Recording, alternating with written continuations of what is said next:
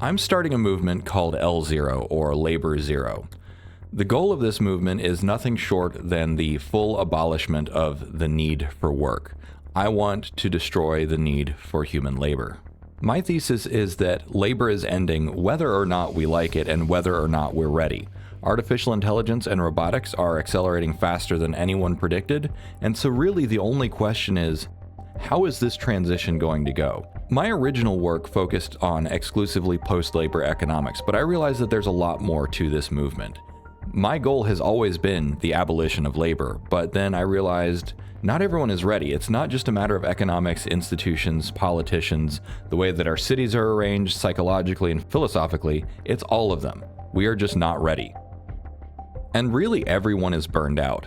Whether you're American, whether you're Indian, Chinese, Japanese, the entire world, every working class individual is burned out. But beyond that, this isn't just about the proletariat rising up and seizing the means of production. The capitalists want to get to a labor zero world anyways.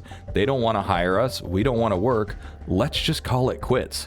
We're all ready to sign the divorce papers, so it's time to just get on with it and get over it. In my view, this is not about left versus right. This is not about us versus them. It's not about capital versus workers.